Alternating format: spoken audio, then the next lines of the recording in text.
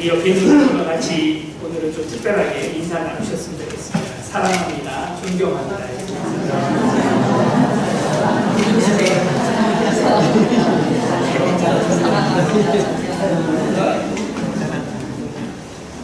여러분, 저도 사랑하시나요? 저보고는 아무도 얘기를 안 해주시나요? 저를 사랑하시면 좀 가까이 나와 앉아주세요. 의자가 지금 우리가 20개 정도 더 들어와서 이제 여기가 꽉 찼습니다.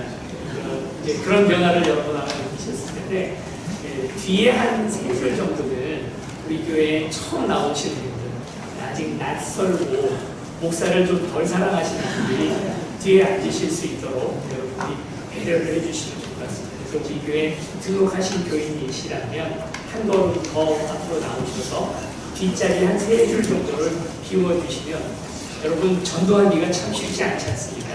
평생 뭐 전도 1명, 2명 하기가 쉽지 않은데, 뭐 그런 것도 전도죠. 그렇게 한 사람 우리 교회에 나오게 하고 등록하게 하고 예수를 믿게 하는 것도 전도이지만, 또 전도 중에 하나가 처음 오시는 분들에게 우리가 좋은 그런 모습을 보여주고, 또 그분들이 앉으실 수 있는 좋은 자리들을 이렇게 양보해 주는 것도, 그것도 전도의 일종이라고 생각이 듭니다.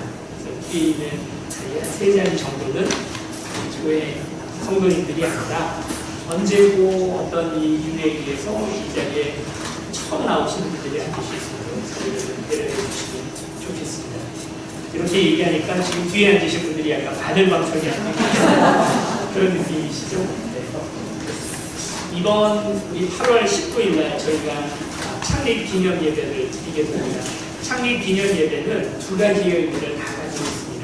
우리가 이제 노회에 소속이 돼서 대한예수교 전도회 통합 측의 교회로서 시작하게 된 것이 지난 5월 달에 우여부터 끝에 이제 저희가 그렇게 되었습니다. 그렇게 되면서 이제야말로 우리가 교회를 새로 시작하자. 그래서 장로님 2분, 또 안수 집사님들, 우리 권사님들 세웠고, 또 염성교환교도 아주 성황 위에 잘 갖췄던 것처럼 이제 이 기세를 모아서 이제 우리 교회가 새로운 마음으로 시작하자 하는 의미에서 창립 기념 예배를 우리가 노회와 또 총회, 그리고 또 여러 우리의 지인, 우리 손님들을 모셔다 놓고, 그리고 이제 축하하면서 이 일을 이제 같이 시작을 하려고 합니다. 그런 의미에서 우리 창립 기념 예배를 우리가 이번에 하게 되었습니다. 그러면 그 이전에 우리 세운교회에 있었던 여러 가지 일들은 아닌가, 이제부터가 시작이고 그전에는 아무것도 아니고, 그 전혀 그렇지 않죠. 그렇지 않지만 그러나 이것이 오늘 우리 교회가 새롭게 거듭나고 새로운 마음으로 시작하게 되는, 우리만의 고백으로 하면 좋지만 그뿐만 아니라 수많은 증인들을 모시다 놓고 우리 교회가 이제 새롭게 새로운 마음으로 시작합니다 하는 그 의미를 담아서 하는 축제입니다. 8월 19일 날 오후 3시 이제 예배를 그렇게 드리게 되는데, 저도 참 많은 분들을 초청했습니다. 여러분들도 여러분 주변에서 이것을 축하해주는 사람들, 그리고 우리의 각오와 우리의 모습을 보여주고 또 중보의 기도를 요청할 만한 분들이 있으시면 두루두루 다 초청을 하셔서 이 자리가 꽉 차고 복도에도 서 있고 줄 서서 들어올 수 있도록 그런 시간을 여러분 마련해 주시면 좋겠습니다. 좋은 선물이 준비되어 있고, 그날 또 저녁 식사까지 저희가 준비가 되어 있습니다.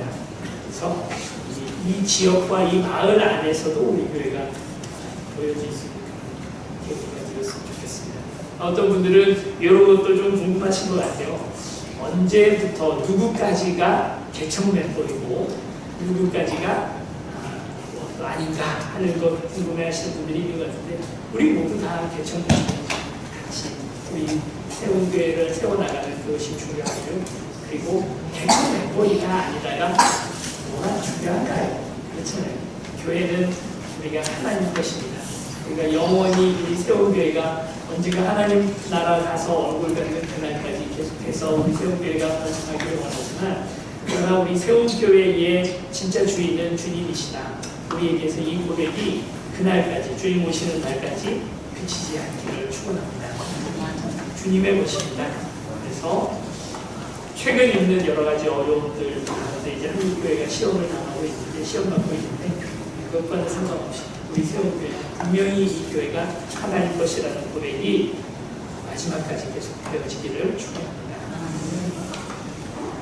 몇 해 전에 제가 섬기던 교회 성도님들을 모시고 캄보디아에 단기 선교를 갔습니다. 중고등부 아이들과 그리고 성인 성도들이 한 20명 정도 같이 단기 선교를 갔습니다. 캄보디아라고 하는 나라가 이제 공산권에서부터 벗어나서 이제 막 개발도상국으로 진출하고 있는 나라이기 때문에 참 많은 한국 기업들이 진출해 있고, 그리고 또 날이 갈수록 점점 발전하는 나라입니다. 그럼에도 불구하고 도시는 그렇게 기하급수적으로 엄청난 발전을 이루고 있지만 아직 시골은 그렇지 못한 모습들을 우리가 많이 보게 됩니다. 시골에 가면 여전히 그냥 흙바닥 길, 차가 지나가면 먼지가 귀엽게 일어나고, 아직도 어느 누구도 뭐 가스레인지라든지 석유골로라든지 이런 거 사용하지 못하는데, 그러니까 또 여기저기서 이렇게 밥할 때가 되면 장작 타는 냄새가 나고, 아이들이 그렇게 많이 있는데요. 이 아이들이 다들 뭐 신발 신고 있는 아이들도 드물고, 옷도 그냥 뭐 보통은 벗고 다니는 아이들이 크답니다. 참 많은 아이들이 말라리아라든지 맹비열이라든지 이런 것으로 죽기도 많이 죽고, 그런 것이 이제 캄보디아인데, 뭐 먹을 것도 잘 없잖아요. 그러다 보니까 겨우 이제 잘 먹는 것이 돼지고기 먹으면 정말 그거는 1년에 몇 번 먹는 그런 아니고, 쥐고기를 그렇게 즐겨 먹는다. 어느 날 한번 오토바이에 이렇게 우리 옛날 닭장이나 게장 아시죠? 그런 걸 오토바이에 싣고 가는데 그 안에 잔뜩 쥐가 들어있길래, 아 이게 무슨 서해 방면, 그래서 이제 쥐를 잡는 그런 날인가 하고 물어봤는데 이게 다 파는 거라고 이렇게 얘기를 하더라고요. 그런 것이 이제 캄보디아인데, 여러분 놀랍게도 그곳에 갔던 10대, 20대들은 가서 그들을 그냥 불쌍히 여기고 그렇게 만들었는데, 50대, 60대 되시는 많은 권사님들, 집사님들은 다들 뭐라고 생각을 하냐면 옛날 생각나는데요. 우리나라 옛날하고 똑같다고 생각합니다. 옛날 추억을 이야기할 때 무엇이 우리의 추억을 많이 자극을 하냐면 냄새가 많이 그렇답니다. 기억에 관여하는 것이 시각적인 것보다 후각적인 것이 훨씬 강하다고 해요. 근데 그 캄보디아에 갔더니 장작 타는 냄새가 하루 종일 나는데, 밥하는 장작 냄새가 나는데 그 냄새를 보고 다들 향수에 흠뻑 젖어서 옛날 생각. 아, 우리도 전후, 그러니까 50년대, 60년대에 꼭 저와 같았다 하는 이야기들을 참 많이 하시거든요. 그리고 다들 그 수많은 아이들을 보면서 아, 불쌍하다. 얘네들 진짜 불쌍하다 해서 눈물을 흘리시는 겁니다. 그런데 이게 참 넌센스, 이게. 그렇게 많이 몰려와 있는 그 당사자 아이들, 신발도 못 신고, 옷도 못 입고, 그냥 때가 무슨 1년 내내 입는 그런 반바지 하나 입고, 이 아이들은 또 이 동생을요, 이렇게 뒤에다 우리는 업고 다녔잖아요.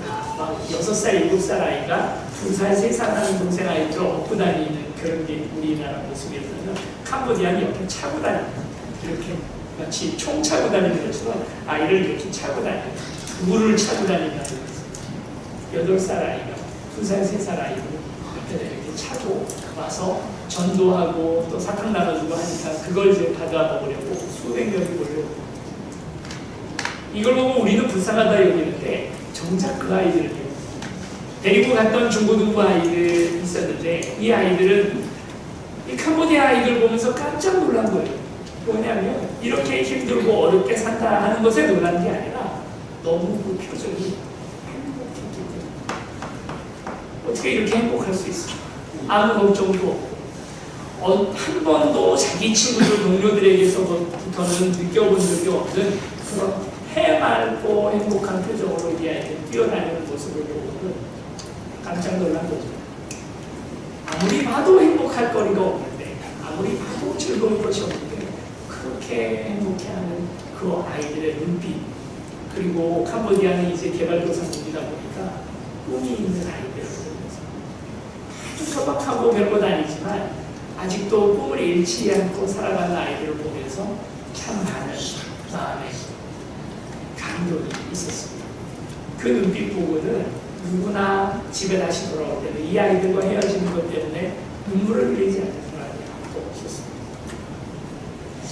우리는 이 아이들이 불쌍한데 정작 그 아이들은 행복합니다.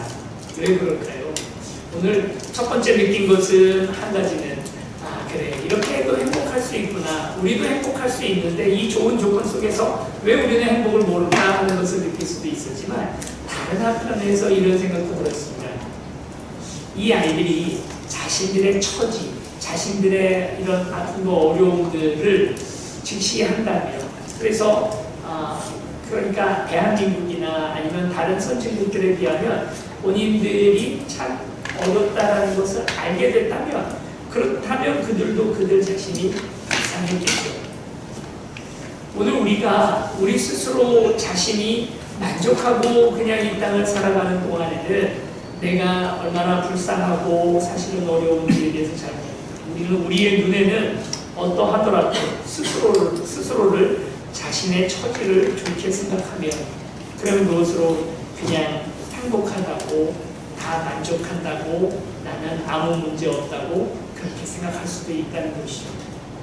아무 문제 없나요? 정말 오늘 우리 하나님 앞에서 오늘 그냥 이렇게 살아가는 것이 너무 당연하다고 생각하는 동안에는 하나님 앞에 내가 불쌍할 것도 없고 뭘 구할 것도 없습니다. 만약 이게 당연한 게 아니라면 어떨까요? 한국 사람들 눈에 캄보디아 사람들이 당연치 못한 삶을 살아가면서도 아무것도 깨닫지 못하는 것처럼, 어쩌면 오늘 우리가 당연히 누려야 할 것, 당연히 가져야 할 것, 당연히 오늘 우리 안에서 행복으로 느껴져야 할 것들을 우리가 모르고 있었던 것들이 있다면 여러분 어떨까요? 우리의 눈이 가려져서 원래는 내 것이었어야 할 것이 내 것이 되지 못하는 것들이 있다면 그건 이상한 것입니다. 오늘 성경 본문에도 바디메오에 관한 이야기가 나옵니다. 바디메오, 디메오의 아들, 이라는 그런 말 뜻이지, 이 사람의 진짜 이름은 다릅니다. 이름이 뭔지도 모릅니다. 디메오의 아들입니다. 근데 이 사람은 눈이 보이지 않습니다. 그래서 늘 구걸하면서 이 땅을 살아갑니다. 모든 사람들, 다른 사람들은 다 보는 사람인데 이 사람은 보지 못하는 사람입니다. 그래서 그 스스로가 자신이 얼마나 안타깝고 불쌍한지에 대해서 압니다. 바디메오가 자신이 눈을 뜨지 못하고 보지 못하는 것을 깨달은 것처럼, 오늘 우리도 우리 안에서 부족함들을 깨닫는다면 바디메오가 가지고 있었던 그런 간절함이라는 것이 우리에게도 있겠죠. 경건이라는 말을 우리가 잘 쓰잖아요. 경건한 사람이다라는 말을 쓰는데, 성경 안에서 경건한 사람은 어떤 뜻입니까?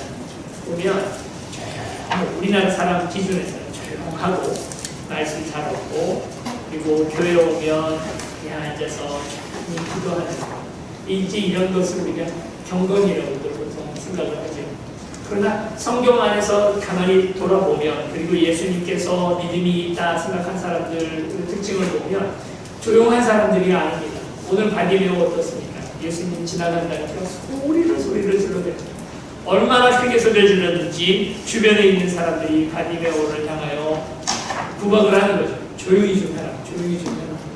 그렇게 구박을 하는 거죠. 진짜 경건이란 뭔가요? 바디메오가 경건한 사람이죠. 주님이 아니면, 예수님이 아니면 나의 이 딱한 사정을 들어줄 사람도 없고 나를 구원해 줄 사람이 없다 생각하니까 소리를 질러대는 것입니다. 그 주변에 아마 똑같이 눈이 안 보여서 그거를 하러 나오는 분들이 또 있었을 것입니다.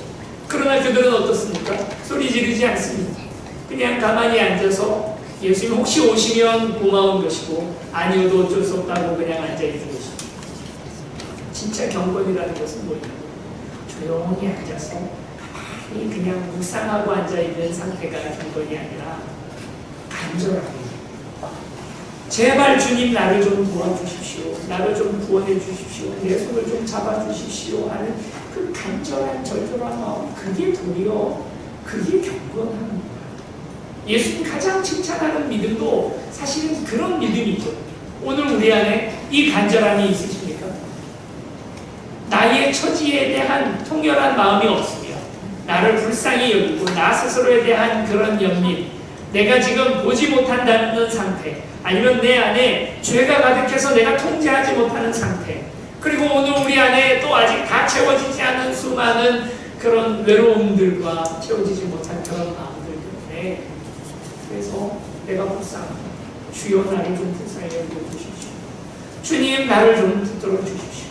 나를 좀 제발 은혜를 좀 받게 해주십시오. 주님 은혜가 아니면 살 수가 없습니다 하는 그 간절한 마음이, 그게 사실은 경건이라는 것이죠.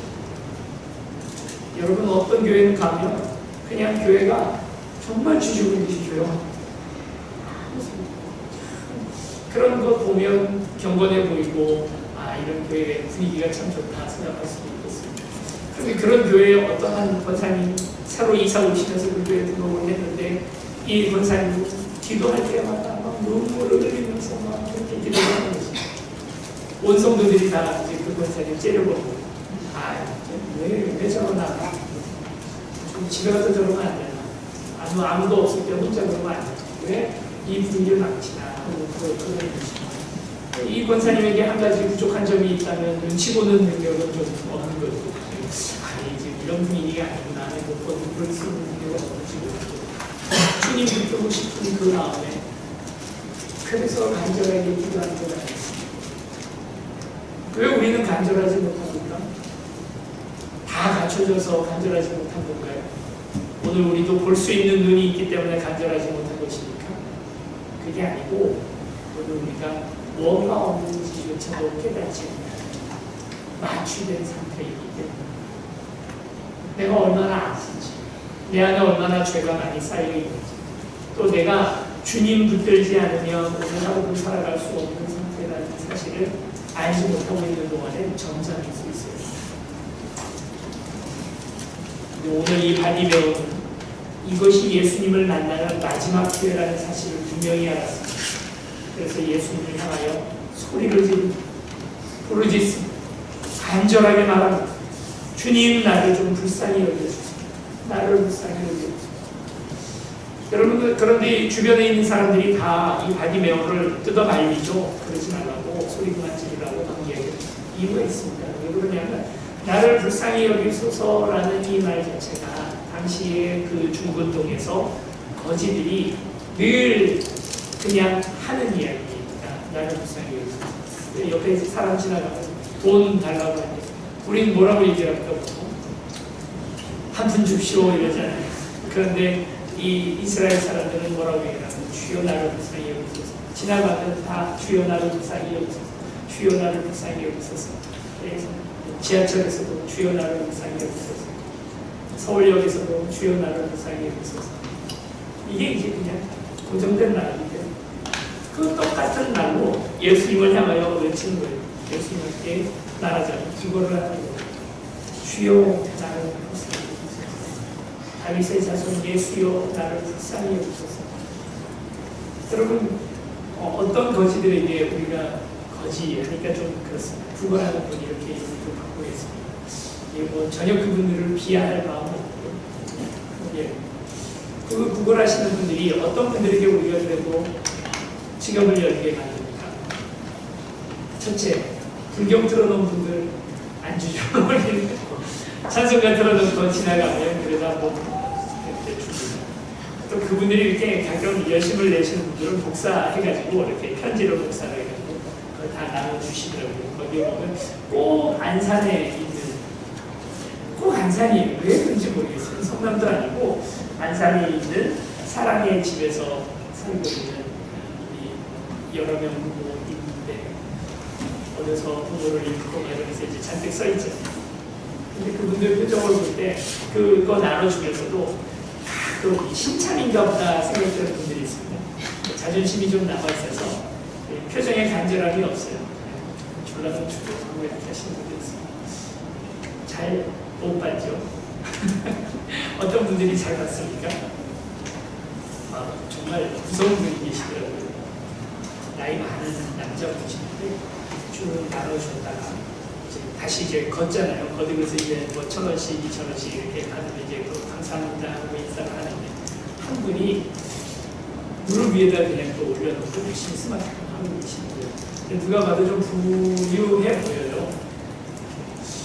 왜 그런지 모르겠는데 뭐 때문에 이분이 그런 마음을 가졌는지 모르겠지만 이 구걸하시는 분이 그분 앞에서 꼼짝도 안 하시고 지하철역에 몇 번을 지나가는데도 그 뒤에 더 거들 생각은 안 하고 그분 앞에만 계속 있는 거죠.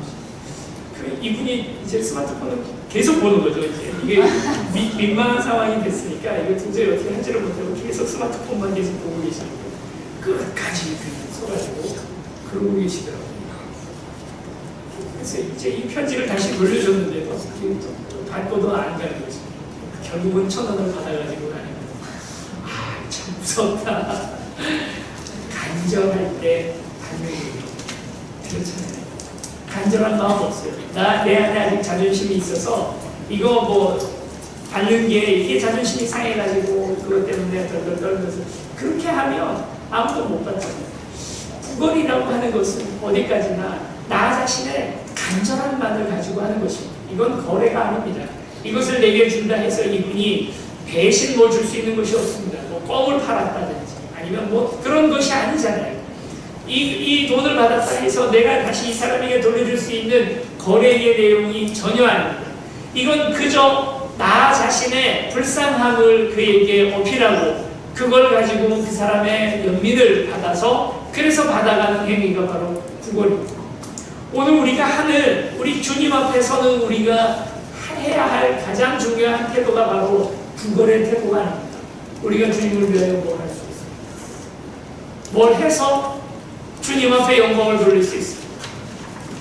사실은 우리가 뭘 한다 하지만 전도도 하고 교회를 섬기기도 하고 우리가 그리고 하나님의 뜻대로 이 땅을 좀 더 아름답게 살아가려고 애를 쓴다고 하지만 결국 그 모든 것들이 하나님과 거래하는 내용은 전혀 아닙니다. 그래서 교회가 부흥한다 해서 좋아지는 것이 누구입니까? 주님 좋으실까요? 도리어 그 교회의 부흥을 통해서 우리 좋게 하려고 하나님 주시는 거잖아요. 아닙니까? 하나님의 영광이 드러나면서 결국 좋을 것이 누구입니까? 오늘 우리의 기쁨이고 우리의 행복. 뭘 우리가 하나님 앞에 자꾸 드린다 생각하지만 드리는 게 아니라 받아가는 거죠. 늘 제가 말씀드리지 않습니까? 예배 드린다 말하지만 예배 어떻게 됩니까? 이 시간 받아가는 시간입니다. 뭘 드린 게 없습니다. 주님 그게 없어서 오늘 우리가 드리는 헌금이나 아니면 그 봉사와 헌신이 없어서 주님 힘들어질 것 아무것도 없으시고 이거 거래가 아니라 주님 내가 이거 했으니까 주님도 이거 주세요. 은도 내 것이고 금도 내 것이고 세상 모든 것이 다 내 것이라 말씀하신 주님 앞에서 뭘 드리는 게 있겠습니까? 우리가 주님 앞에 기도하고 구하는 모든 것들이 그거이죠. 그리고 내 안에 이 부족함이 있다는 사실, 내가 주인이라는 사실을 깨닫는 사람일수록 더 간절해지죠. 그래서 부르짖고 주님 앞에 주여 나를 살려주소서. 아무리 생각해도 나는 불쌍한 사람, 주님의 도우심이 아니고는 하루도 살아갈 수 없는 존재입니다 하고 말할 수밖에 없는 그런 모습입니다. 우리입니다. 여러분 구걸하는 마음이 되었으면 좋겠습니다. 주님 앞에 기도할 때 그냥 주시고 좋고 뭐 아니어도 괜찮고 주님 요즘 형편 어려울 것 같은데 그냥 제가 대충만 받겠습니다. 여러분 이 태도는 경건에 전혀 다가가지 못한 태도이고 다시 생각해 보시기 바랍니다. 그래서 주님 앞에 나아갑니다. 이 간절한 마음, 로마서 7장에도 바울이 했던 이야기 이대로입니다. 오호라 나는 곤고한 사람이로다. 이 사망의 몸에서 누가 나를 건져내냐. 로마서 7장은 앞에서 3장과 2장과 3장에서 처절하게 죄에 대해서 우리 인간이 얼마나 죄인인지에 대해서 통렬하게 비판을 하고 그리고 하나님의 은혜에 대해서 쭉 설명하는 5장, 6장 그 한가운데 7장에서 이 이야기를 합니다. 바울의 이 이야기는 구원받기 전에 바울이 자신에 대해서 이야기한 걸까요? 아니면 구원받은 이후에 바울이 하는 이야기일까요? 오호라 나는 곤고한 사람이로다. 이 사망의 몸에서 누가 나를 건져내랴. 이 얘기는 구원받은 자의 통렬한 이야기일까요? 아니면 구원받아야 할 사람들의 영혼의 괴로움일까요? 저는 전자라고 느꼈습니다. 구원 받은 이후에도 우리 똑같이 나는 곤고한 사람입니다. 누가 나를 건져내서 참된 자유를 줄까? 그 싸움들이 있잖아요. 여러분 그냥 예수 믿으니까 모든 면에서 다 만족이 되고 다 괜찮습니까? 바디메오가 보지 못하는 것처럼 오늘 우리도 보지 못합니다. 어느 누구도 육신의 눈은 떠 있는지 몰라도 영적인 눈도 떠서 보고 있다라고 얘기할 수가 없습니다. 엘리사의 게하시, 그 사환이었던 게하시가 성의 포위됨을 보고 아 우린 이제 죽게 되었구나. 근데 엘리사는 전혀 미동도 하지 않고 도리어 마음의 기쁨이 있습니다. 게하시가 엘리사에게 물어봅니다. 어떻게 이런 상황에서도 이렇게 두려워하지 않을 수 있습니까? 엘리사가 뭐라 얘기하냐면 우리가 이겼다. 걱정하지 마라 얘기합니다. 그러고 게하시의 눈을 열어주는 것입니다. 게하시가 눈을 들어 영적인 눈이 떠지고 그리고 주변을 돌아보니 그 앞에 수많은 아람 군대가 와서 그 성을 포위하고 있지만 바로 그 옆에 하나님의 군대가 훨씬 더 많은 군대가 그 앞에 진을 치고 있는 것이 드디어 그의 눈에 보입니다. 우린 다 눈가운 자입니다. 안 보입니다.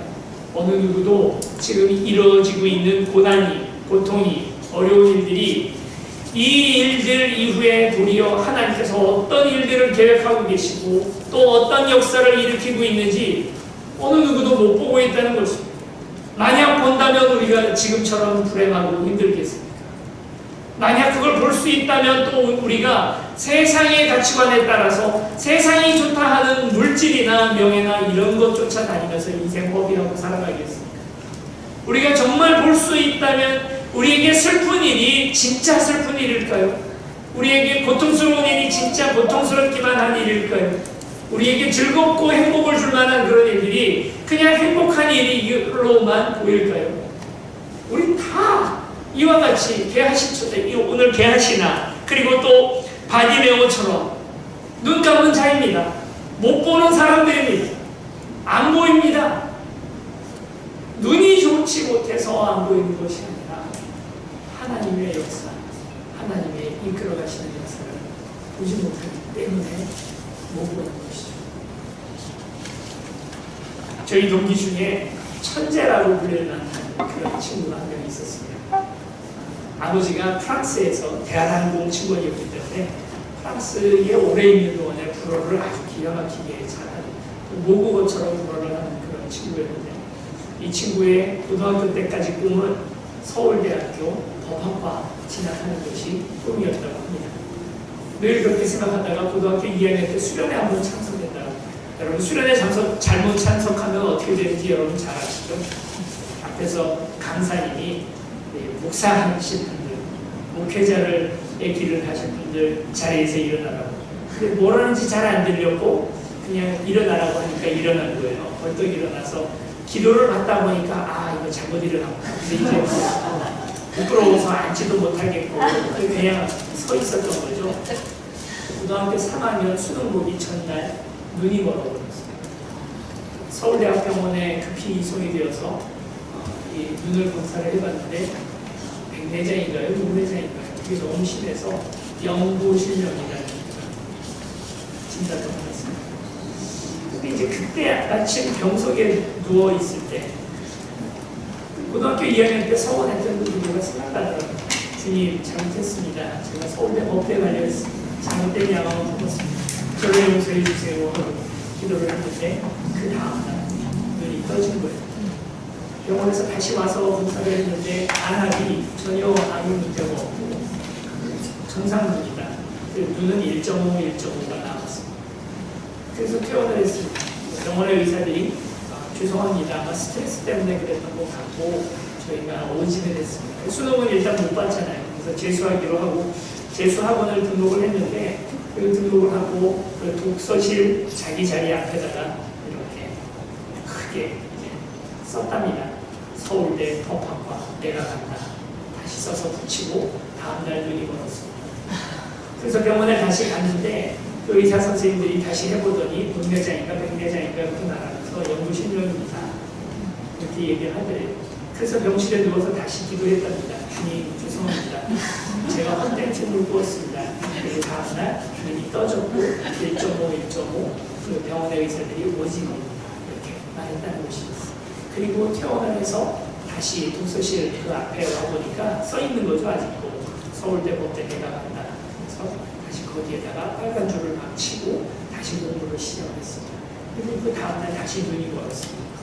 그리고 병원에 갔더니 또 연구 실명입니다 라는 이야기를 들었습니다. 그리고 이제 그때쯤 생각하게 되었습니다. 아, 이게 뭐가 있구나. 내가 진짜 보지 못하는 것이 있구나. 하나님께서 정말 이 길을 가라고 하시는 거구나 라는 것을 알게 되었습니다. 그리고 이 친구가 하나님 앞에 서원하고 주님 제가 장로의 신앙대학교 진학하겠습니다. 그리고 그 병원에서 의사 선생님들도 지금까지 일어났던 모든 현상에 대해서 의학적으로는 도저히 설명이 불가합니다. 그렇게 이야기를 하고 퇴원을 했습니다. 그리고 이제 저희 학교에 오고 이 친구 참 천재적인 친구였습니다. 저는 이제 우리 모든 동기들이 이 친구가 앞으로 한국교회에 어떤 일들을 일어나야 될지에 대해서 지금 같이 보고 있습니다. 유학길에 올라서 국비 장학생으로 이스라엘 히브리 대학교 진학을 하고 하는 그런 여러 가지 일들을 지금 진행하고 있는데 앞으로 어떻게 될지 지켜볼 만한 친구다라고 생각을 하고 있습니다. 잘 못 봅니다. 이 친구가 눈이 멀었던 바로 그 순간이 여러분 그게 영적인 오늘 우리의 상태가 아니겠습니까? 내 눈앞에 벌어지는 그 여러 가지 어려움들과 그 고난들을 우리는 그 진짜 끝에서 하나님께서 우리를 연단시키시는 건지 죄에 대해서 죄책을 주시고 우리를 벌하시는 건지 우리는 모릅니다. 바리매와 똑같습니다. 우리는 불쌍한 사람들입니다. 마치 눈 감고 험한 길을 그 절벽길을 더듬어 걸어가는 것처럼 오늘 우리는 살아가고 있지 않습니다. 하나님께서 어떤 뜻으로 오늘 우리에게 이런 일들을 주시는지 전혀 알지 못하고 그냥 바보같이 눈을 떴다면 우리가 바른 가치관 가지고 사는 것입니다. 눈을 떴다면 오늘 우리가 우리 앞에 일어난 일들 때문에 낙담하지도 않고 실망하지도 않고 살아가는 것입니다. 오늘 눈을 감으면 잘. 그럼 어떻게 해야 합니까? 주님, 나를 좀 불쌍히 여겨주십시오. 바리매오가 깨달은 것은 먼저는 내가 불쌍한 존재라는 사실을 깨달았다. 두 번째는 그리고 이게 마지막 기회일 수도 있다는 간절함으로 부르짖고 나가는 거죠. 세 번째 깨달은 게 있습니다. 바리매오가 깨달은 세 번째. 여러분 누구나 어떤 한 일을 오랫동안 하다 보면 그 일에 달인이 되죠. 그래서 그 직장에서 그냥 어떤 영감 그리고 또 그냥 보기만 하면 통찰력이 생겨서 그 일들을 다 제대로 볼 수가 있게 됩니다. 여러분 도가 통한다 그런 말들을 하지 않습니까? 구두 수성공은 어떤 사람은 걸어오는 그 모습만 봐도 아, 저 사람 지금 구두에 뒷굽이 왼쪽이 달았구나 오른쪽이 달았구나 뒷굽보다도 앞굽이 더 다른 사람이겠구나 하는 것을 보면 그냥 안답니다. 그 걷는 모습만 봐도 알다 그러는 거죠. 무당들은 점치러 오는 사람들이 문 열고 들어오는 문소리만 딱 들어도 아, 저 사람은 남편이 바람펴서 들어오는구나 아니면 저 사람은 부동산 어디다가 투자해야 될지를 물어보고 싶어서 들어오는구나 저 사람 사업이 망하게 돼서 들어오는구나 하는 것을 그냥 보면 안답니다. 공무원 시험 9수 10수 넘어가는 그런 친구들은 그 시험지 앞에서 시험 감독관이 시험지 이렇게 하면 시험지에 잉크 냄새 나잖아요. 시험지를 이렇게 까면 그러면 거기서 잉크 냄새 나요. 그 잉크 냄새만 딱 맡아도 아, 이번 시험은 쉽겠구나 난이도가 어렵겠구나 하는 것을 안답니다. 거지는요. 구걸하시는 분들은 내게 저 정도 되는 사람이면 지갑을 열고 10,000원 정도 줄 수 있는 사람이구나 50,000원짜리가 나오겠구나 1,000원짜리가 나오겠구나 그런 건 아니죠. 물론 이제 바리매오는 못 봤으니까 소리만 들어도 알았습니다. 내게 뭘 줄 수 있는 사람인지에 대해서 가장 민감하고 감각적으로 발달해 있는 사람이 바리매오. 그걸 달라는 겁니다. 그렇죠? 바리매오는 예수님이 부르십니다. 바디메오를 불러서 그에게 물어봅니다. 내가 너에게 무엇 해주기를 원하느냐. 참 이럴 때 내가 잘해야 돼요. 그렇죠? 내가 너에게 무엇 해주기를 원하느냐. 무슨 뜻입니까? 뭘 달라 하더라도 주겠다 하는 얘기잖아요. 나라의 절반을 주십시오. 잘생긴 여성을 주십시오. 뭔 얘기를 해도 괜찮겠죠. 그런데 그때 이 구걸하시던 이 바디메오가 뭘 알고 있었냐면 이 사람 예수가 나에게 10,000원 달라면 10,000원 줄 수 있고 50,000원 달라면 50,000원 줄 수 있고 10억 달라면 10억 줄 수 있는 분이다. 그게 문제가 아니라 나의 지금의 이 가장 큰 처절한 문제, 눈을 뜨고 보지 못한다는 바로 이 사실을 해결해 주실 수 있는 분인 줄을 깨달아 알았다는 것입니다. 내가 지금 구걸하고 있는 이 사람 예수가 바로 내 눈을 뜨게 해줄 수 있는 사람이라는 사실을 안 것입니다. 여러분, 예수 그리스도 여러분에게 뭐 해주실 수 있는 분이십니다. 오늘 우리에게 구원을 주실 수 있는 분인 줄 믿습니다. 내가 가지고 있는 문제, 오늘까지도 기도하고 있는 그 문제를 해결해 주실 수 있는 분이 예수 그리스도이신 줄 믿습니다. 내 인생의 가장 본질의 문제를 해결해 주실 수 있는 분이 바로 예수 그리스도이신 줄 믿습니다.